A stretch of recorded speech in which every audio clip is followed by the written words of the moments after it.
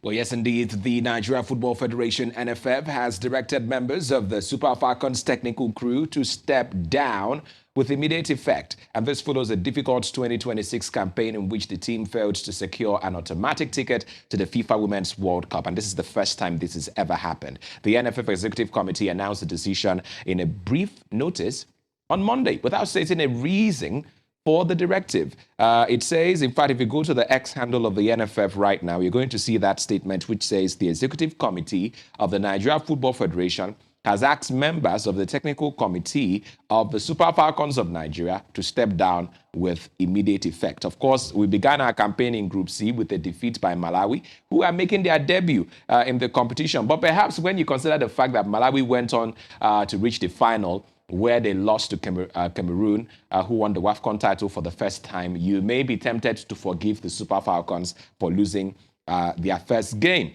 Well, Nigeria's campaign ended in the quarterfinals after a defeat by Cameroon, denying the Super Falcons an automatic ticket to the 2027 Women's World Cup. Well, there was another opportunity, right? You lost the first one. Subsequently, we have the chance to secure a playoff against South Africa, but we also lost that match. The outcome leaves Nigeria facing, of course, another route in its bid, which is now a route that can lead anywhere, definitely not to the World Cup. The NFF has now ordered the technical crew to step down. Meanwhile, the Super Falcons technical crew is led by head coach Justin Madugu, supported by key assistants and backroom staff members. In November 2021, the NFF appointed coaches Madugu and Edwin Okon as members of the technical crew in line with a recent resolve to rejig the team's technical crew. But, I mean, can we say that that has paid off? I recall that their male counterparts, the Super Eagles, had also failed to qualify for the 2026 World Cup, which was jointly hosted by Canada, US, and Mexico. Not the best of times for Nigerian football, unable to qualify for major international competitions. And there's been a lot of calls to say the people who are at the helm of affairs, what exactly is their plan for Nigerian football? We're away from that for a moment to one Nigerian footballer who is definitely dominating the headlines at the moment. His name is Taiwo Awoniyi, who has now joined Coventry City from Nottingham Forest in a deal worth a reported £9 million on Monday. He will link up with Frank Lampard's side in time for their opening game of the season against Arsenal on Friday. He is Lampard's latest recruit following the signings of Goose Hammer, Carl Rushworth, Luam Shawuda, and Urel Amenda, and of course Caleb Yirenki.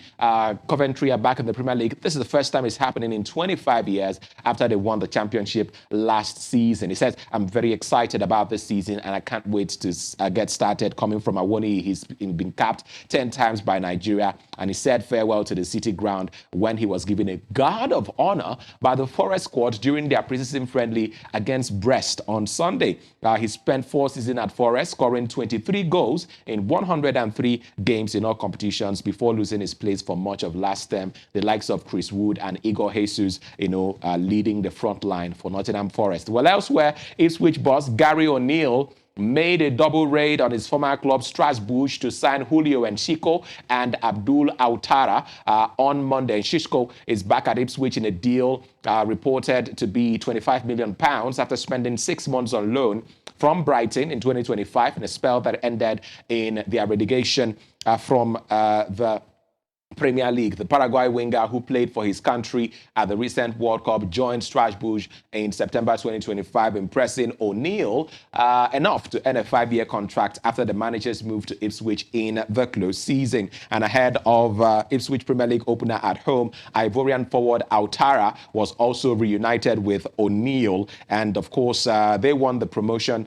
to the Premier League in May under the management of Kieran McKenna, who quit at the end of last season. But finally, before we let you go on sports this morning, FIFA's Chief Operating Officer Kevin Lamore has been sacked by the governing body less than 3 weeks after he strongly criticized the President Gianni Infantino's aborted plan to sell stakes in competitions to private investors. Now, in a statement, a FIFA spokesperson would only confirm that the working relationship between FIFA and Kevin Lamore as Chief Operating Officer has ended as of the 17th of August, 2020. 2026. And FIFA thanks Kevin for his 2 years of service and wishes him the best of luck for the future. And I mean, that's the news emanating from the World Football Governing Body and the much that we can take on sports this morning.